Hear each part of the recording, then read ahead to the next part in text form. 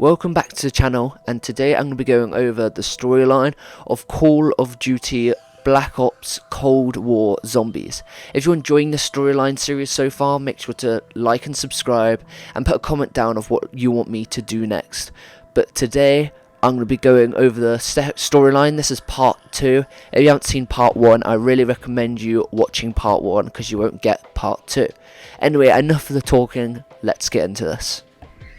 In March 1983, following the announcement of the Strategic Defense Initiative by US President Ronald Reagan, KGB Chairman Viktor Chebrikov ordered the reactivation of Omega Group, a special Spetsnaz unit originally created to study psychotronic phenomena. Colonel Lev Kravchenko was given command of the unit and was tasked to find a way to counter the SDI, as it was considered a serious threat against the Soviet Union. Kravchenko, however, believed he was made a scapegoat by Chebrikov, thinking a group would be disbanded in a matter of months, if not weeks. Omega Group was reorganized with Dr. Alexandra Valentina in charge of their psychotronics research and Dr. William Peck, an American who defected to the Soviet Union, as their exoscientific phenomena research lead.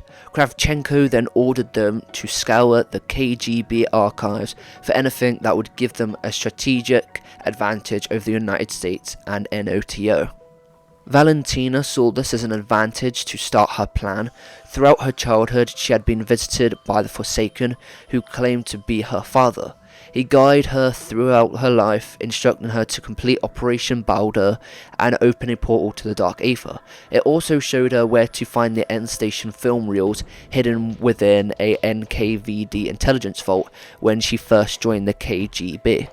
On July 15th, 1983, Valentina presented the reels to Kravchenko, who immediately flagged them for review with Chebrikov and the committee.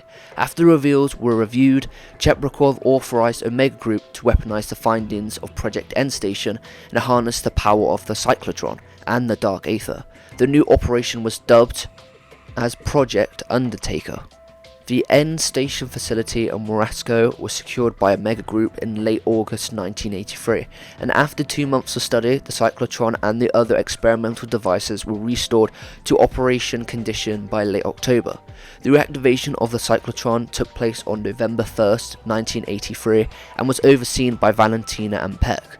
Valentina tasked 2 men, officers Medvedev and Orlov, to reactivate the collider. The men were successful, but Medvedev died and Orlov was turned into a Megaton in the process. With the reactivation of the cyclotron, several gateways and dimensional breaches started to appear around the world, including a massive super breach in the Ural Mountains. As the facility became overrun, Omega Group left the area.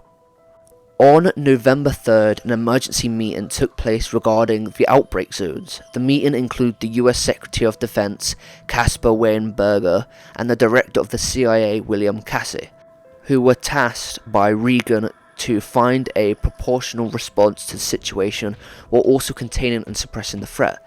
Edward Eddie Richtofen, the Associate Deputy Director of the Directorate of Science and Technology, proposed to create a subgroup within the DS-Ante which would be staffed internationally but remain firmly under US and CIA control. Unbeknownst to anyone else, Richtofen had ulterior motives to create a Requiem. Ultimately, answering to a mysterious board of directors, he was above all else dedicated to the completion of Project Janus. 2 days later, on November 5th, the CIA Officer of Requiem was created by Casey.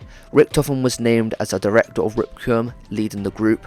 Under his leadership, 4 departments were created: Field Operations, led by Special Operations Officer Weaver; Containment and Security, led by Major Carver; Unnatural Science, led by Dr. Elizabeth Gray; and Energy Research, led by Dr. Oscar S., a former member of Project End Station who joined the United States after the war.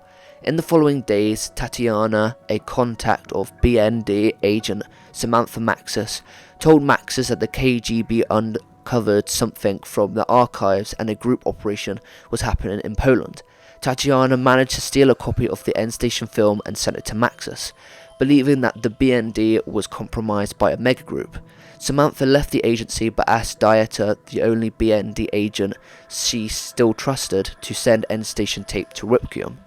After the CIA received the tape, Samantha contacted Weaver to persuade him to look at the footage. When Weaver asked her to turn herself over to the CIA for protection, she refused and even fought off teams sent by Weaver to retrieve her. Maxis then left Germany and arrived in Romania to pursue a new contact within a megagroup, Captain Sergei Revanov, whom she believed could be turned. Within the intel provided by Maxis, Requiem authorized Operation Cerberus, a reconnaissance operation in Poland, on November 13, 1983.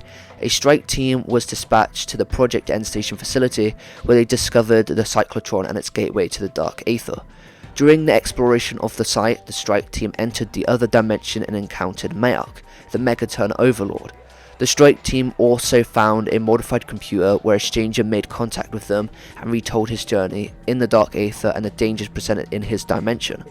The strike team managed to partially resurrect Orlov using Der Weschler, allowing him to assist them in shutting down the cyclotron to close the rift opened at Murasko.